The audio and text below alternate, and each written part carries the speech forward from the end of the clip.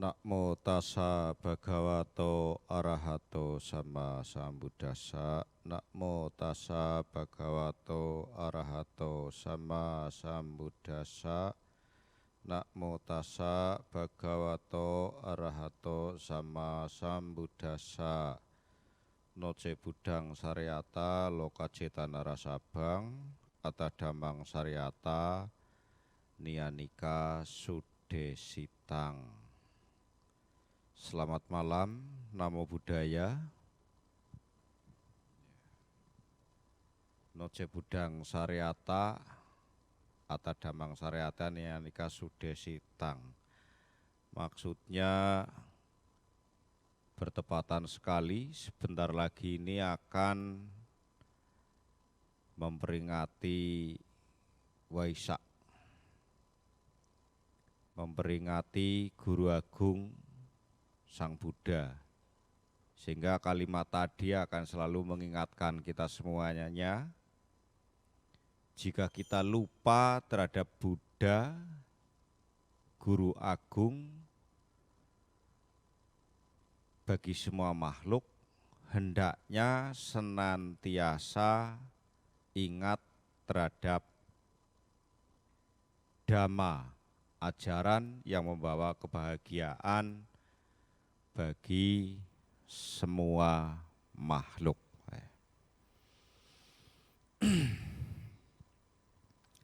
Sebelum panjang lebar kita berbicara, pertama saya sampaikan selamat berjumpa kembali. Kalau yang sudah pernah berjumpa, karena ternyata sejak adanya pandemi COVID, berarti kurang lebih 2 tahun, Bante sendiri juga tidak pernah berkunjung ke PBC ini. Dan ternyata di PBC juga telah banyak perubahan yang istilah orang Jawa itu pangling, dan begitu banyak pula perkembangan. Secara pribadi turut bermudita cita. Tapi kalau Bante sendiri di Purwokerto tidak berkembang tapi berkebun. Bante sendiri di sana berkebun karena tidak ada kegiatan apa-apa selama pandemi COVID. Jadi setiap hari hanya melatih diri dan biasanya juga di kebun. Tetapi semoga ini semuanya merupakan berkah dari Sang Tiratana. Akhirnya pandemi COVID-19 sepertinya sudah mulai reda, sehingga karena COVID bisa reda, akhirnya Bante juga bisa berkunjung kembali ke PBC Kota Bangun. Tapi sepertinya kalau yang bagian sini ini belum pernah ketemu ya. Belum pernah ketemu. Ya makanya mumpung malam hari ini ketemu, nanti kita ngobrol kongko-kongko ngopi gitu. Nanti Cidewi itu yang di belakang buatkan kopi, nas gitel kalau istilah di Jawa, panas legi kental alias kopinya mantap. Mantul, mantap betul. Berkaitan dengan adanya Buddha Abhiseka, saya akan mengurai sedikit tentang istilah Abhiseka. Ada 2 pandangan tentang istilah Abhiseka. Abhiseka ini kata lain bisa diartikan disakralkan atau diagungkan, sesuatu yang sangat dimuliakan. Maka bertepatan dengan sebentar lagi adanya Waisak ini, saya kira juga tepat sekali jika Di sini beberapa hari Bante melihat dari streaming live YouTube itu mengadakan puja abhiseka atau Buddha abhiseka. Ini saya kira tepat sekali. Dan abhiseka sendiri itu juga memiliki makna kuat, tinggi dalam spiritual. Makanya proses dalam melakukan abhiseka ini paling tidak menjadi hal yang sangat hikmat untuk melakukannya. Dan terlebih lagi pada malam hari ini peserta juga seragam putih-putih. Semoga putihnya ini bukan putih aspal, asli tapi palsu. Maksudnya bajunya putih tapi dalamnya tidak begitu yakin misalnya. Sehingga itulah yang kadang-kadang tidak mampu memberikan dampak positif terhadap diri kita sendiri. Sang Buddha kenapa diagungkan, disakralkan? Karena dengan perjuangan beliau sehingga mampu mencapai tingkat spiritual yang begitu tinggi dan menjadi guru agung. Maka kalau kita malam hari ini atau seterusnya senantiasa menghormati, mensakralkan Buddha, itu sudah menjadi kewajiban semua umat Buddha. Sehingga umat Buddha ini ketika memiliki masalah dalam hal apapun, hendaknya tidak mencari jalan lain, tapi carilah apa yang pernah diajarkan oleh Buddha, yaitu yang dinamakan Dhamma, bahwa di dalam Dhamma ini banyak sekali kajian, banyak sekali istilahnya materi, banyak sekali solusi yang bisa untuk menyelesaikan masalah-masalah yang terjadi dalam kehidupan manusia. Karena secara hakikatnya Dhamma adalah obat. Ibaratnya Buddha adalah dokternya, Dhamma ini obatnya. Sekarang ini banyak sekali orang yang sok Buddhis. Artinya orang sok Buddhis ini menjadi umat Buddha yang seolah-olah dengan penuh bakti, penuh dengan praktek ketekunan dan keyakinan, tapi itu hanya lahiriah, secara fisik belaka. Lah, padahal di dalam istilah abhiseka ini, di situ ada kandungan spiritual.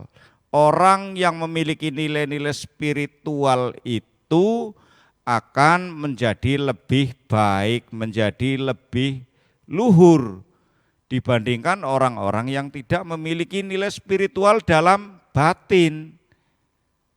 Makanya umat Buddha ini mudah dibaca. Tidak perlu menggunakan istilahnya ilmu mistik atau dengan teropong, itu tidak perlu. Umat Buddha kalau yang masih dibahas itu hanya masalah soal namakaragata, soal sila, masih diperdebatkan terus.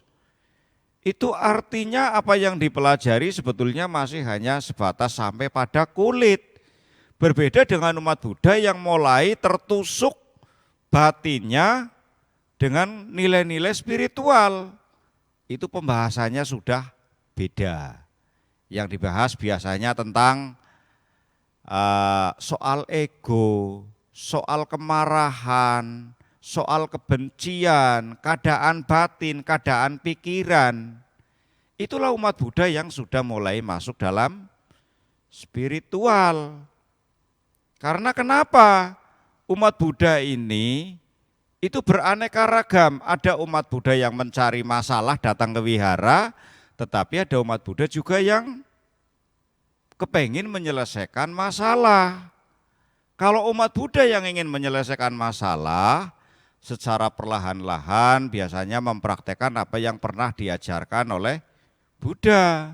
Walaupun mungkin baru tahu panatipata, tetapi sudah hati-hati dalam hidupnya.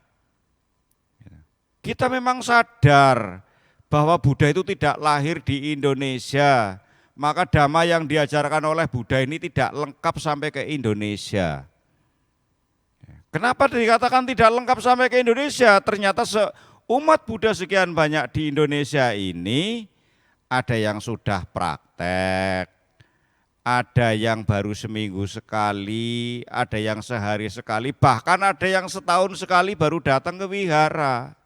Atau mungkin ketika keluarganya meninggal baru nyari-nyari wihara, kepengin disembayangi. Itu memang kita sadari bahwa memang Buddha tidak lahir di Indonesia. Tetapi kita semuanya bukan berarti karena Buddha tidak lahir di Indonesia, berarti guru agungnya itu jauh di India sana. Tapi jangan meninggalkan kalau dalam pepatah itu walaupun jauh guru tetapi dekat dengan laku. Artinya kita memang semuanya tidak pernah tahu kapan Buddha itu ada, hanya berdasarkan historis atau cerita dalam sejarah melalui kitab Tripitaka. Tetapi kita itu harusnya dekat dengan laku, artinya praktek. Kalau kita mau untuk praktek, sehingga dhamma ini pasti akan terasa dalam jiwa kita. Dhamma ini akan menjadi wujud nyata dalam kehidupan. Karena kalau kita menganut agama Buddha, tetapi ketika kita sendiri itu tidak mampu mempraktekkan dengan yakin, nanti yang ada seperti tadi Bante sampaikan, datang ke wiharanya mencari masalah, jadi penjual batu akik. Ada yang tahu penjual batu akik? Apa? Batu akik itu alias tukang gosip, karena akik itu kalau semakin digosok semakin sip kinclong. Ya, tukang gosip ya seperti itu. Kalau semakin banyak ngomong semakin gosip akan terkenal. Oh itu baru datang saja, baru ketahuan belakangnya saja, itu sudah ditandai sama orang. Oh dia tukang gosip, tukang ngomong. Lah, padahal kita belajar dhamma ini justru untuk bisa masuk menutupi indera. Indera ini kan ada mata, ada telinga, ada hidung. Macam-macam ada indera. Melalui gesekan kulit barang ini, itu juga bagian dari indera. Lah indera inilah harusnya mestinya ditutup, bukan dibuka lebar. Kadang-kadang orang justru ada yang salah. Saya ingin membuka indera. Ada yang mengatakan katanya indera keenam dan lain sebagainya. Kalau kita justru harus bisa menutup indera. Karena segala masalah, karma baik dan buruknya kita, awal terciptanya itu dari indrawi kita sendiri. Karena kita mendengar suara yang enak, akhirnya muncul persepsi dan muncul hasrat untuk melakukan sebuah kegiatan yang baik. Itu dari pendengaran, ini juga bagian dari indera. Tetapi karma buruk pun dimulai juga dari indera. Karena mendengar kata-kata atau suara yang tidak enak, mulailah ada sebuah gejolak persepsi yang tidak baik. Padahal apa yang kita dengarkan baik dan buruk itu belum tentu sesuai dengan kenyataan. Makanya ada juga pepatah, indahnya dalam mimpi semuanya tidak pasti. Indahnya cinta itu tidak ada yang abadi. Yang paling indah apa? Yang paling indah ketika kita mampu menyelami dhamma dengan baik. Karena dhamma sifatnya universal. Dhamma sifatnya itu bebas, merdeka. Dhamma itu sifatnya luas sekali bagaikan lautan yang tidak ada ufuknya atau batasnya. Bisa membawa kebahagiaan bagi siapapun, bisa membawa kebahagiaan semua makhluk. Makanya ajaran di dunia ini yang mengatakan kebahagiaan bagi semua makhluk hanya ada di dalam dhamma apa yang diajarkan oleh Sang Buddha itu. Sehingga ketika kita tahu bahwa dhamma ini membawa kebahagiaan, kenapa kita sendiri tidak mampu mencapai kebahagiaan itu? Kalau kita tidak mencapai kebahagiaan dalam dhamma, berarti kita sendiri yang salah. Kita sendiri yang tidak tepat prakteknya. Terkadang umat Buddha membicarakan tentang spiritual Buddhis, tetapi harus juga diingat, sekarang ini banyak salah kaprah. Artinya salah kaprah begini, tidak bisa membedakan istilah spiritual dan supranatural. Orang bermeditasi hanya ingin memiliki misalnya abinya agar indera keenamnya ini membuka biar bisa terawangan misalnya. Ini bagian dari supranatural. Supranatural ini sifatnya kemampuan seseorang atau kemampuan manusia yang tidak mendukung tentang perkembangan batin untuk menjadi luhur. Arahnya itu jelas akan masalah-masalah dalam duniawi.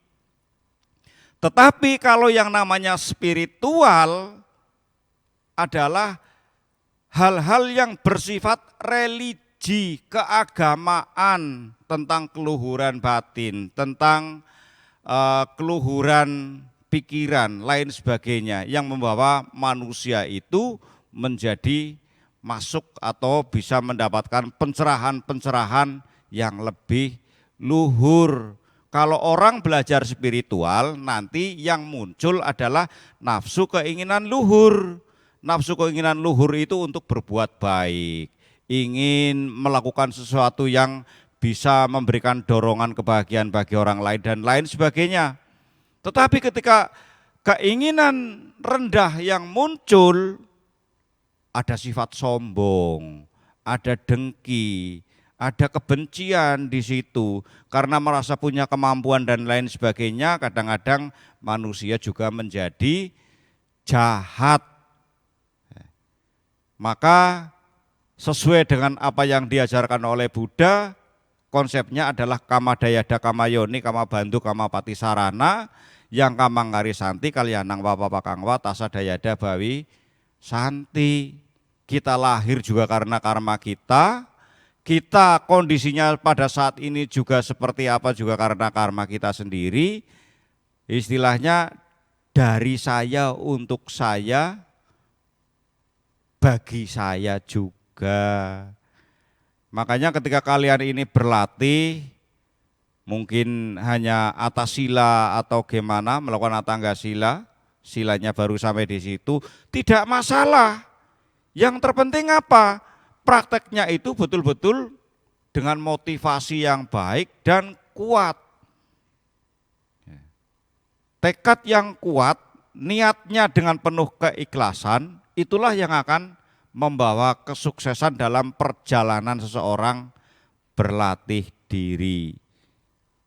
Kalau kita misalnya hanya baru, misalnya adik-adik ini ada yang baru mempraktekkan 8 sila, tidak masalah. Andai kata pencapaiannya kok tidak begitu hebat, tidak masalah, karena proses manusia ini harus tetap berlatih.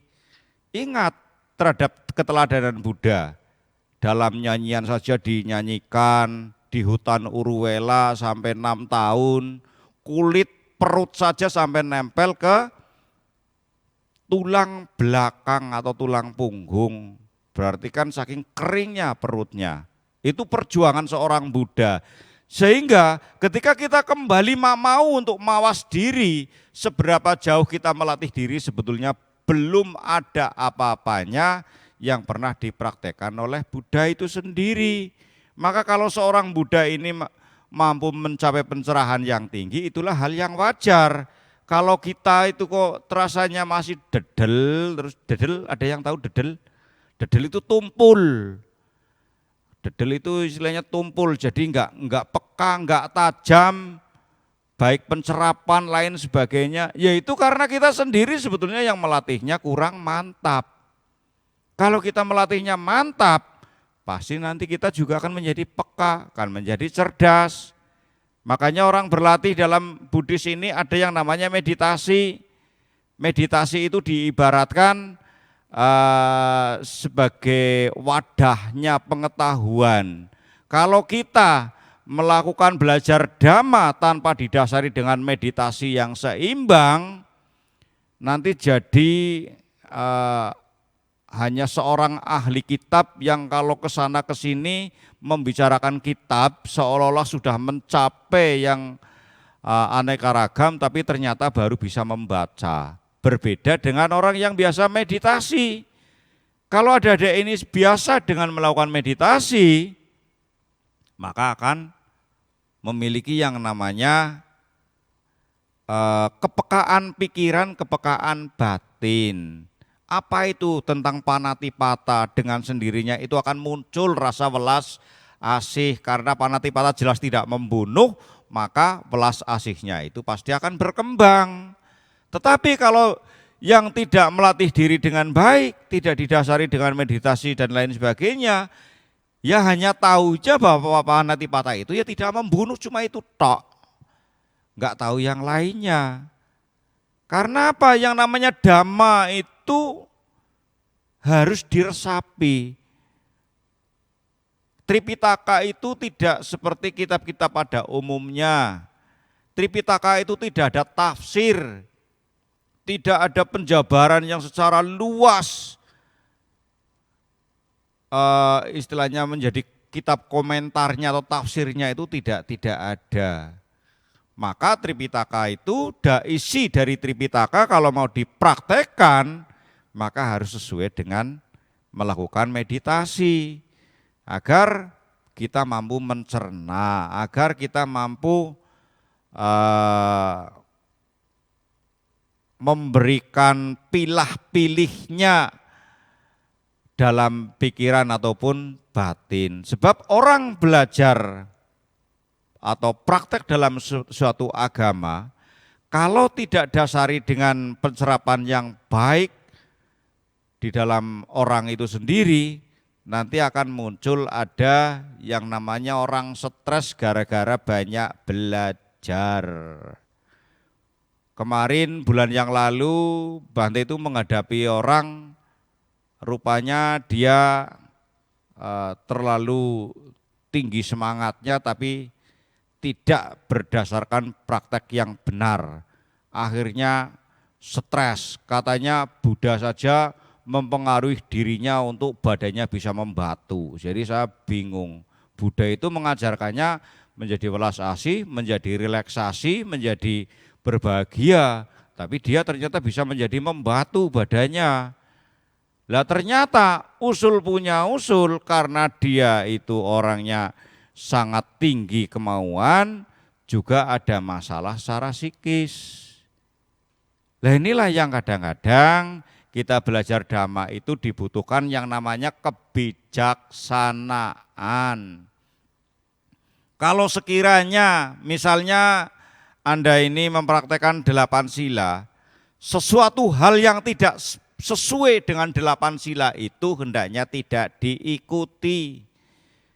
Maka yang jadi rujukannya, misalnya kalian juga melakukan meditasi, di dalam meditasi ini ada yang namanya persimpangan jalan, istilahnya jalan baik dan jalan buruk di situ juga akan muncul. Nanti akan memberikan wawasan bagi Anda ini akan salah jalan atau tidak, disitulah butuh yang namanya kebijaksanaan. Menyadari sesuatu yang sedang terjadi dengan standarisasinya itu adalah sila yang kalian praktekkan. Ketika Anda menggunakan 5 sila, maka yang jadi rujukannya untuk rambu-rambunya juga dengan 5 sila itu. Kalau Anda menggunakan 8 sila, maka 8 sila itulah yang menjadi rambu-rambu atau rem, biar tidak ngeblong. Orang ngeblong itu repot. Padahal yang namanya orang berjalan, baik naik sepeda motor, mobil, harusnya konsentrasi itu ke depan. Melihat spion itu kadang-kadang, tidak terus-menerus melihat spion. Sehingga arah ke depan ini harus betul-betul dikuasai. Tetapi ketika kita sering menengok ke belakang, juga nanti bisa-bisa nabrak. Artinya begini, kadang-kadang ada umat Buddha yang belajar Dhamma ini ketika mendengar istilahnya ada masalah karma, lingkaran kelahiran yang disebut umumnya lahir dan lain sebagainya, akhirnya dia itu pikirannya menjadi ke belakang terus. Padahal kita belajar Dhamma ini tidak boleh melihat ke belakang terus. Yang ke belakang ini menjadi catatan. Hari ini dan besok dan seterusnya hendaknya kita memperbaiki untuk hari-hari yang atau waktu yang akan datang. Karena ketika kita selalu menengok ke belakang, maka pernah ada suatu khotbah Buddha, andai kata engkau misalnya tertusuk paku kakinya atau kena duri dan lain sebagainya, maka bukan mencari asal usul duri yang menancap di kakimu, tetapi obatilah bekas luka duri itu, karena ketancap durinya di tempat yang tidak jelas. Lagian kalau kita menemukan asal usul duri itu juga lukanya tidak sembuh. Maka hal yang paling baik kita adalah mengobati batin kita sendiri, daripada kita melihat ke belakang, melihat keluar, mencari-cari masalah yang mestinya tidak perlu dicari. Maka ada istilah umat Buddha ini harus mementingkan yang betul-betul penting, jangan mementingkan hal yang tidak penting. Hal yang tidak penting itu seperti tadi, mencari asal-usul duri misalnya. Sesuatu yang tidak ada enggak usah diada-adakan. Kita mempraktekkan apa yang sudah ada saja, nanti itu akan ketemu. Ibaratnya ketika kita berjalan, misalnya orang Medan ini mau ke Rantau Prapat, naik kereta api. Kalau sudah di atas kereta api dan tepat di relnya, hendaknya enggak usah turun. Nanti walaupun kereta apinya ini lambat, maka orang itu juga akan sampai ke Rantau Prapat. Artinya apa? Kalau kita belajar Dhamma, praktek spiritual, ndak usah dengan keinginan yang mengejar sekali. Jangan memaksakan diri. Kita mungkin akan berjalan santai, pelan-pelan saja. Nanti kita juga akan sampai. Sebab apa? Dhamma ataupun spiritual kalau kita kejar, kita tidak siap pemahamannya, kita tidak siap pikirannya, kita tidak siap batinnya. Nanti akan stres sendiri. Sebab kenapa? Berdasarkan Dhamma dalam ilmu spiritualnya ada yang namanya psikologi. Psikologi di dalam spiritual adalah melepaskan, bukan mendapatkan. Tetapi kalau psikologi secara duniawi justru untuk mendapatkan, itulah yang namanya kebahagiaan. Maka berseberangan antara urusan duniawi dengan spiritual. Kalau kita ingin mencapai spiritual yang lebih dalam, paling tidak kita juga mulailah belajar ikhlas, belajar melepas. Makanya kalau misalnya ada function atau patidana itu bukan dihitung saya fungsinya, misalnya buaya yang harganya 100 juta, bukan itu masalahnya. Atau mungkin burung perkutut yang harganya mahal. Bukan itu yang dikandung maksud. kita itu ikhlas, tapi terbebas. Yang namanya ikhlas itu seperti kita membuang ludah. Ketika kita berludah, itu biasanya tidak pernah ditengok-tengok lagi. Di lidahnya ini ada gigi yang patah atau enggak, itu kan jarang sekali orang-orang yang melihat begitu. Artinya ketika sudah meludah, ya meludah. Sudah tidak ada pikiran apapun. Bentuk keikhlasan, bentuk kita melakukan sesuatu yang bebas, ya seperti itu. Apa yang kita lakukan tanpa ada pamrih apapun, tanpa ada hasrat apapun. Sesuatu yang sudah kita lakukan, ya sudah bebas. Tidak perlu dihitung-hitung, kemarin saya function, kemarin saya patidana, berasnya misalnya 2 kintal, mie instannya sekian, dihitung-hitung, berarti mungkin karma saya juga sudah akan baik, paraminya akan cukup. Enggak usah dihitung. Karena apa? Yang namanya parami atau karma yang kita lakukan ini tidak pernah ada yang tertukar. Demikian pula kita melatih diri. Orang yang melatih diri dan yang tidak, itu tidak pernah akan tertukar. Orang yang pernah melatih diri juga tidak akan istilahnya sama dengan orang yang tidak melatih diri, tidak akan sama. Kualitas batinnya, kualitas pikirannya, itu nanti akan beda-beda. Terlebih lagi melatih dirinya ini dengan cara-cara yang benar, cara-cara yang sesuai dengan dhamma. Karena kadang-kadang ada orang misalnya datang ke wihara untuk menjadi samanera misalnya, Bante saya kepengen jadi samanera karena merasa sudah yakin dan paham tentang agama Buddha. Misalnya ada orang yang datang seperti itu. Kadang-kadang tidak semua orang datang ke wihara untuk menjadi samanera atau atanggasila itu betah bertahun-tahun, belum tentu. Bante punya pengalaman, ada orang atau umat Buddha, Bante saya kepengen diantar menjadi biku. Karena kebetulan ada tempat penabisan yang mudah, akhirnya saya bawa orang itu langsung jadi biku. Baru seminggu saya bilang, kamu di sini sudah seminggu, saya akan pulang, maka kamu hidup sendiri di sini dengan teman-temannya. Pikirannya langsung down, nanti kalau ditinggal Bante Parijanawaro saya gimana di sini. Akhirnya lepas jubah, baru 1 minggu loh. Jadi terkadang manusia bisa ngomong itu belum tentu seimbang apa yang ada di dalam batin. Kalau yang namanya bibir ini luwes, begitu pinter, begitu lihe. Hati itu lebih bodoh dibandingkan bibir.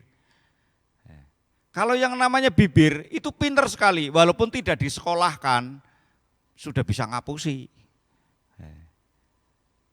Kalau yang namanya bibir sudah dewasa, yang punya itu sudah dewasa, misalnya cowok, tanpa disekolahi bisa ngerayu gadis. Iya apa tidak? Nah, kalau yang mesem-mesem berarti pernah ngerayu ini. Itu yang namanya bibir, artinya memiliki kepandaian, kepintaran dengan sendirinya tanpa harus disekolahi. Tapi batin kita harus ditempa untuk menjadi pinter. Batin kita ini sifatnya lugu, jujur.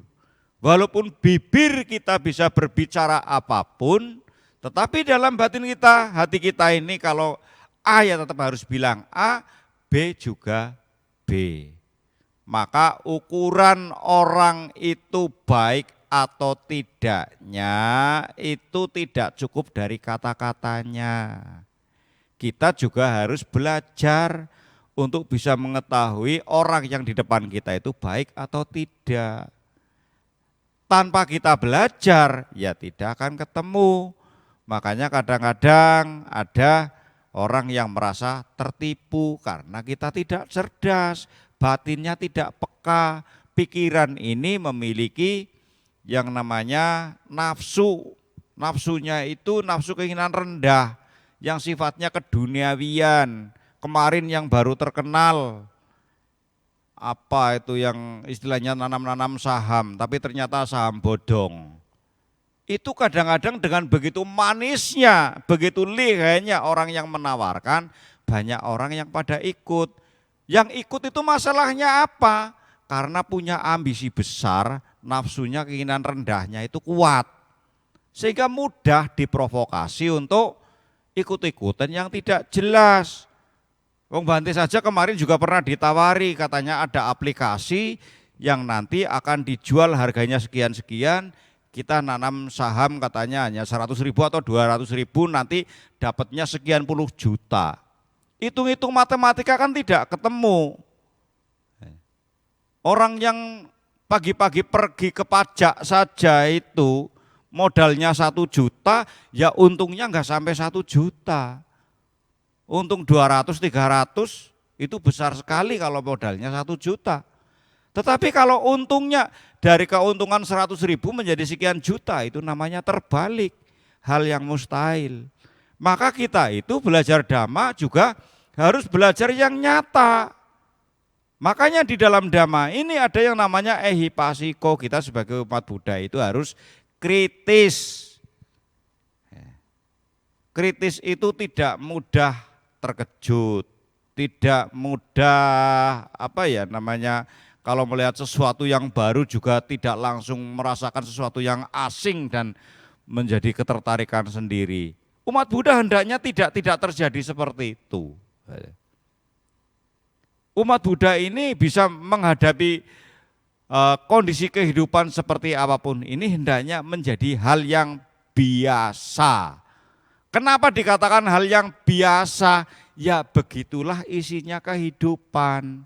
Ada yang baik, ada yang buruk, ada yang cacat, ada yang cantik, ada yang ganteng, ada yang buruk rupa dan lain sebagainya. Itulah ya yang namanya hidup. Itulah yang namanya isinya alam. Nanti kalau Anda misalnya apa-apa menjadi terkejut ketika belajar meditasi di tempat yang sepi, ini umat Buddha kadang-kadang mudah mendramatisir kena angin malam lehernya bagian sini nih. Bagian apa ini? Leher belakang. Kena angin malam itu kan rasanya kayak dingin-dingin gimana. Nanti mengartikannya bukan angin. Ada suatu energi gaib yang memancarkan hawa dingin. Katanya hantu dan lain sebagainya. Nanti ditambah-tambah karena ingin dianggap bahwa meditasinya sudah tingkat tinggi. Dia bilangnya sudah bukan masalah energi lagi. Ternyata di belakang saya ada makhluk yang begitu besar mengeluarkan hawa-hawa. Itu sebetulnya karena kita sendiri yang bodoh, kita sendiri yang tidak cermat, kita sendiri yang tidak siap mental. Kalau umat Buddha belajar meditasi, hendaknya tidak ada hantu. Kalau masih bisa ada hantu pada waktu belajar meditasi, berarti pencerapan kita sendiri yang keluar liar. Keluarnya itu liar.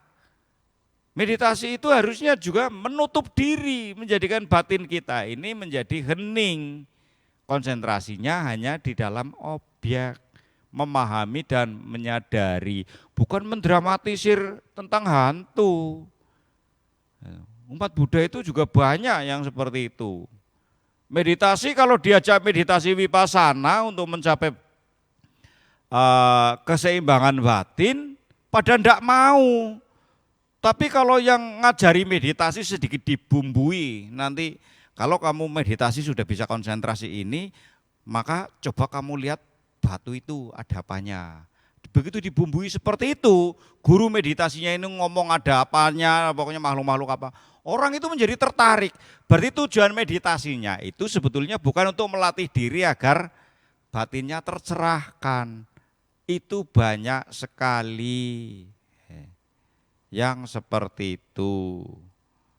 Makanya kalau orang-orang yang belajar meditasi itu yang menjadi ukuran justru masalah gaib.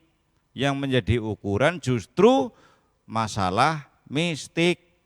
Padahal Buddha mengajarkan meditasi ini untuk mencapai kebijaksanaan. Kalau kita berbicara tentang abinya kan sebetulnya banyak sekali hal yang dimiliki oleh Sang Buddha. Tetapi apakah ada satu istilahnya waga di dalam Tripitaka itu yang menyebutkan kalau kamu melakukan hal ini maka kamu akan menjadi orang yang memiliki gaib? Tidak ada. Tidak pernah ada hal yang seperti itu di dalam Tripitaka. Tapi isi daripada Tripitaka, seluruh waga yang ada adalah untuk mengajarkan manusia itu menjadi bahagia, menjadi tercerahkan batinnya. Bahkan yang paling menarik bagi saya secara pribadi, agama Buddha itu tidak pernah mengajarkan orang menjadi seorang pemenang, tapi mengajarkan umatnya untuk menjadi orang yang bisa mengalah. Maka berlomba mengalah itu adalah hal yang paling sulit. Karena mindset kebanyakan orang itu berlomba adalah untuk mencari menang. Kemenangan itu bukan berarti harus memberikan kebahagiaan. Itu belum tentu akan memberikan kebahagiaan. Tetapi kalau kita mampu untuk mengalah, ada dua hal yang akan terjadi. Damai dengan diri sendiri, juga damai dengan makhluk lain. Kalau kita ingin damai dengan makhluk lain atau dengan manusia, dengan siapapun, hendaknya berdamai dulu dengan diri kita sendiri. Karena sumber masalah sebetulnya bukan dari luar diri, tapi sumber masalah di dalam kehidupan ini adalah asal-usulnya dari dalam diri. Kalau kita mampu untuk mengendalikan, mampu kita menjinakkan segala sesuatu yang ada di dalam diri, maka keluarnya juga akan menjadi indah, keluarnya menjadi enak. Kadang-kadang orang yang tidak mampu menjinakkan sesuatu yang ada di dalam diri ini sehingga keluarnya menjadi liar. Ngomong saja, kalau batin dan pikiran kita itu tidak terkendali kadang-kadang menjadi masalah, maka lidahmu adalah apa? Harimaumu apa mulutmu harimaumu itu. Ada istilah seperti itu, walaupun hanya kata-kata terkadang juga bisa membunuh diri kita sendiri. Artinya kata-kata juga butuh yang namanya kebijaksanaan. Saya berbicara sesama biku biasanya juga ada etika tersendiri. Saya berbicara dengan umat, namanya biku juga punya etika sendiri. Artinya di dalam kehidupan ini tidak bisa semuanya buat sama. Saya ngobrol dengan si A, dianggapnya teman kongko-kongko, berbeda masalah. Biasanya kalau orang yang sudah kenal begitu akrab, karena saking dekatnya, itu dengan istilahnya kata-kata panggilan yang tidak biasanya. Misalnya orang ganteng saja dipanggilnya krempeng misalnya. Hei krempeng-krempeng sini. Kalau sudah kenal enggak ada masalah. Karena sudah tahu, karena sudah paham. Tetapi ketika kita bicara dengan orang yang tidak paham, tidak senada, frekuensinya tidak nyambung, itu akan jadi masalah. Maka hendaknya kita ini harus banyak belajar dalam hidup ini. Makanya dalam Buddhis disebutkan hidup adalah melatih diri. Melatih diri itu sejak dari kita bisa mulai melakukan aktivitas hingga kita akhir hayat sampai kita mati. Orang yang telah selesai melatih diri adalah orang yang sudah sampai nibbānang paramang sukang, itu baru selesai. Kalau belum sampai ke situ masih adanya surga-surga dan lain sebagainya, artinya belum selesai. Itu masih butuh melatih diri terus menerus. Kurang lebih seperti itu yang bisa disampaikan pada malam hari ini. Dengan sedikit ini semoga juga bisa memberikan manfaat dorongan diri kita bersama, melatih diri bersama-sama untuk bisa mengembangkan batin dan pikiran, bisa menjadi lebih luhur. Sabe sata bhawantu sukitata, semoga semua makhluk turut berbahagia. Sadu, sadu, sadu.